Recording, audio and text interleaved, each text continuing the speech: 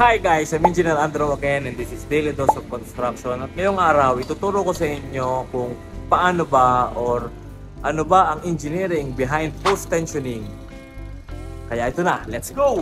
Post-tensioning is a kind of slab or post-tension slab is a kind of slab na meron tayong cables na ilalatag sa slab and ipapasok natin to sa ducting to isolate it from the concrete. And once na malakas na yung konkreto natin, hihilahin natin to or ipuput natin siya into tensile force or maglalagay tayo ng tension.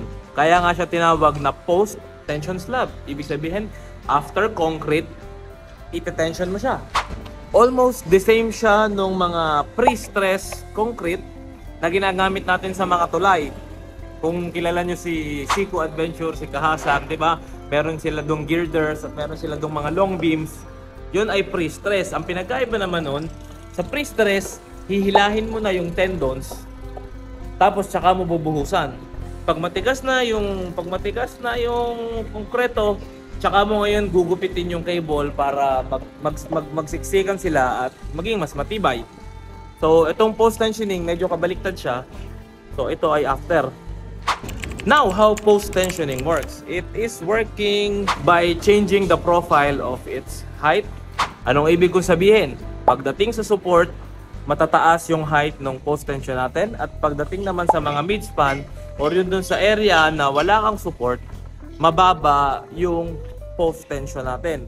Bakit? Pag hinila natin yung cable, syempre ang tendency kapag nasa ibabaw ka, i-stretch mo. Diba? For example, meron kang nakabalikong cable or kahit anong tali, i-stretch mo siya. Kung nasa ibabaw ka at i-stretch mo siya, ang tendency niya is itulak pababa.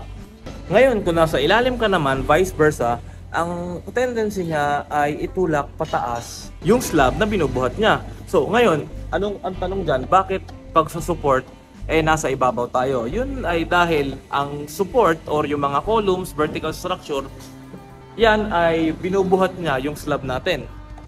So, kung binubuhat niya yung slab natin, suppose meron kang papel, tapos tusukin mo ng column, nagkakaroon niya ng punching phenomenon or yung vertical structure mo, nagkakaroon niyang punching force sa slab, which is kung hindi natin i-reinforce ng tendons, magkakrak yung slab.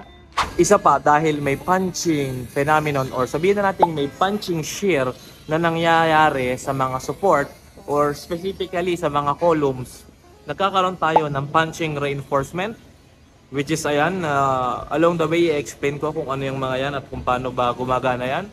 Tapos sa mga core walls, which is yung malalaki, or sa mga beams, kung required natin yung beams, although minimal yung beams dito, nagkakaroon tayo ng extra bar.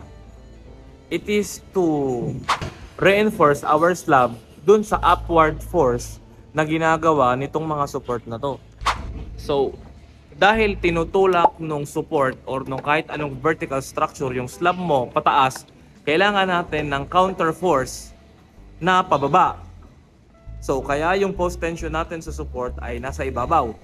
Ngayon, sa mid-span naman, di ba? Kapag wala kang support, pag meron kang area na add supported length, ang tendency niyan dahil sa sarili niyang bigat ay bumaba or mag-deflect downward, gaya ng ipapakita kong representation. Whereas kung hihilahin mo yon, ang gagawin niya, itutulak niya pataas. So, yun yung idea ng post-tensioning. Siguro sa next video, ipapakita ko sa inyo yung step by step ng pag-i-install, tsaka kung paano mag-check. Tapos, sabay-sabay na rin kung ano yung mga materials na ginagamit sa post-tensioning. So, once again, I'm Engineer Andrew and I'm out. Thank you.